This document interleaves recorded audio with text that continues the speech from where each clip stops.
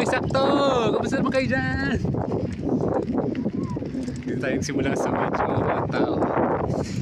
Kasi pagpasok natin dito, ang dami kagad tao. May mga nagpapalipad ng kite. Gusto ko pakita sa inyo kung ilan yung nagpapalipad. Nandito nakita ko. Number 1, yung kulay blue. Number 2, yung malayong maliit. Kita nyo ba yun? Number 2, meron dito parang ibon. 3, 4. Ayun, aeroplano. 5, yung isa medyo pahaba. 6 and 7. Masaya naman, dami nagpapalipad dito. Meron pa doon isang maliit, oh. Nagiging kite flying place na tong lugar namin, ah. 8 na kites. Yun. While waiting for the sunset. Kamusta naman kayo dyan? Ibalik ko na po yung aking bagong labang sombrero. Namiss ko kayong lahat. Namiss ko kayong lahat. Kasi yung mga videos natin ng mga nakaraan, medyo ano eh. Medyo, okay na pala nyo ba yun sa Veg Fest? Nandun tayo ng 2 araw, Saturday, Sunday. Nirepresent natin ng Vegan FTA. May nilabas silang napakagandang app. So, andito tayo ngayon sa ating favorite spot. Ito po ang ating Digman Sunset Place. Ganda dito, no? Okay, bago lahat tayo muna yung mag-inhale. Exhale. Pag inhale nyo, malalim, ha? Inhale. Galing sa ilong, papasok sa ilong. Inhale. Exhale. Pwede sa ilong, pwede sa... Inhale ulit sa ilong. Exhale. Inhale ulit sa ilong. Exhale.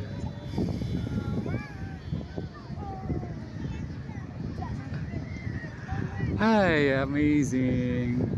I think it's an average perfect day today. Kasi medyo ano tayo ngayon, relaxed. Nagising pa rin tayo ng 5:45 ng umaga. Then alas 6 ginawa natin yung usual na meditation. Kasi ang ginagawa ko ngayon, I'm trying to create yung matinding habit talaga, yung habit na pang everyday. So nilagay ko dun sa listahan ko ng habits is kailangan nagme-meditate everyday. Tapos kagabi nagawa ka rin natin yung 9 o'clock cellphone off. Dati tawag natin dun cellphone jail. Kailangan mga alas 9 patay ang cellphone. Kaya dapat alas 8 ng gabi ang plano ko, dapat lagi na ako nasa yung ano na, nakahiga ka na at nagpapaantok. Tapos meron din tayong 7 PM na meditation. Daily yun eh. 6 AM in the morning tsaka 7 PM in the evening. So dahil nagkaroon tayo ng extra time for today, nagkasikaso lang tayo kanina ng bike for rent. Tapos nagkasikaso rin tayo ng konting ayos-ayos sa bahay. Nakawag din tayo, ilan yung mga nakausap natin sa phone, getting in touch, keeping in touch with friends. Tapos nakapag-pickleball ako sa loob ng bahay. Ang kalaro ko lang yung ding-ding.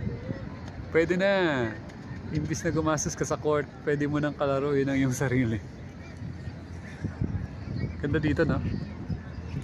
So, anong rating natin sa araw ngayon? Our rating for today is 80. Pwede, no? Pwede mag-rating. Bakit? Siyempre, meron tayong level of how to have a perfect day. So kung natutupad ko lahat ng mga gusto kong gawin within the day, malapit yan sa 100%. So 80% medyo maganda-gandang rating na yan. Kasi nakapag-vlog pa ako ngayon. Ibig sabihin na maximize ko yung buong araw, na na-enjoy ko siya, na hindi ako masyadong disturb. Tapos kanina parang kumita pa ako sa sa bike. Parang 200. Ayan, okay din sa atin na meron tayong extra income. Para meron tayong pangkain ulit kinabukasan. Diba, isa po sa naglalaban ng buhay sakto is just have enough money to live for tomorrow. Kaya masaya ako pag kumita ng 200. Ang importante kasi nun, less to doing nothing. So ngayon, masaya naman ako, natututo ako mag-ayos ng bike. Marunong na ako magkabit ng kadena. Marunong na ako tanggal kabit ng gulong. Lahat naman natututunan. Tapos yung kabit nung ehe, ilan na yung ehe na pinalitan ko. So 7 yung bike natin na gumagana. Fulfilling on today. Tapos nakain natin lahat ng gusto natin kainin. Kumain tayo ng 2 piraso. Ano ba to? Reporting of what happened today. Kumain tayo ng 2 pirasong lumpiang ubod na prito, 30 pesos. Bakit ba masyadong parang ang dami kong kinain ngayon? Yun lang naman kinain ko. Kumain tayo after natin kumain nun, yun lang, kumain lang tayo ng tawag dyan? Ng 2 malalaking mangga. Yung hilaw, tapos nilagyan, may kasamang bagong. Tapos kumain ulit tayo ng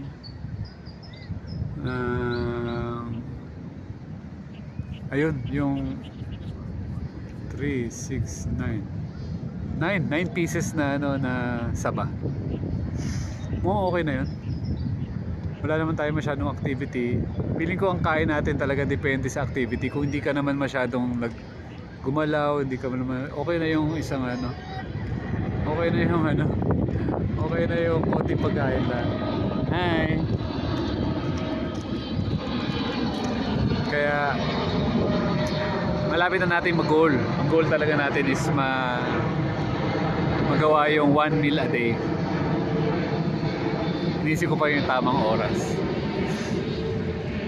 Tamang oras, tamang panahon kung kailan ko ilo-launch yung 1 meal a day.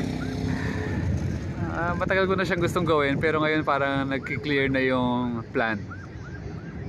Kailangan itong ganong karaming pagkain, depende sa kung planado yung mga araw mo, magiging planado rin yung mga pagkain mo everyday. Diba, ito yung activity ko for the day, ito yung kakainin ko. So I'm thinking yung pagkain ko dapat within 11 to 1, 10 to 12, 2 hours siya. 2 hours siya na kain ka lang ng kain. Kasi hindi ko kaya yung masyadong 1 oras kainin mo na lahat yung para sa buong araw. Piling ko mga 2 hours, 2 to 3 hours. Simulan ko ng 3 hours. So nakaplano ako pagkagising ko, activities muna. Activities na plano ko. Tapos pagdating ng kalagitnaan ng araw, yun, kain. Tapos yung pa-end na yung araw, plano ulit para sa kinabukasan. Ganun lang kasimple ang buhay. Huwag masyadong pahirapan. Nagugulo lang po sa ang schedule natin ng pagtulog kapag may mga activities. Kaya nililimit ko na yung mga activity. More on tayo ngayon, making a habit na magpapasaya sa akin. Ano yung plano ko? Kasi diba, ang gusto natin gawin is be successful. Ang definition ng success, it's doing the things you want right now. So kung ano yung gusto kong gawin, ano yung nakaplano ko bukas, magawa ko yung lahat, feeling ko successful ako. Yeah. Hindi siya magde-determine sa mga bagay na masyadong future,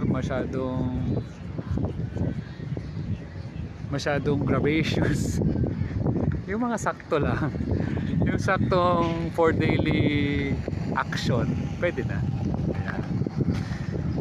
So, sana na-relax kayo sa aking video for today. Ayan na po, pa-sunset na. Ang ganda, no? I love you all. Huwag nyo kalimutan na ang goal po natin sa Buhay Sakto is maging masaya, happy sa English. Ano ibig sabihin na masaya? Hindi nakasmile ka. Ganyan, no? Ganyan yung smile, oh. Yeah. Mukha ba akong happy? Walang ka-fake-fake, no? Happy talaga, oh. Sunod ay payapa. Payapang puso.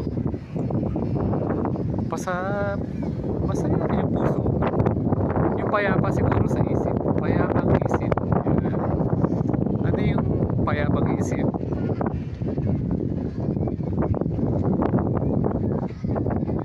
Walang gumugulo sa isip mo. Parang ano ka, kalmado.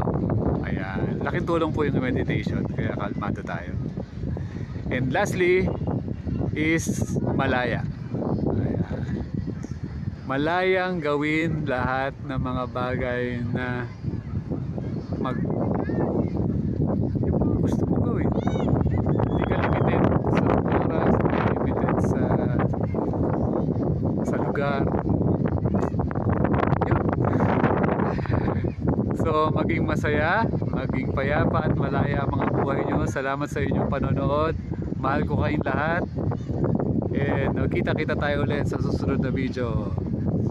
360 muna tayo. Ikot talaga, oh. Ikot talaga, oh. Ikot talaga, oh. Ikot talaga.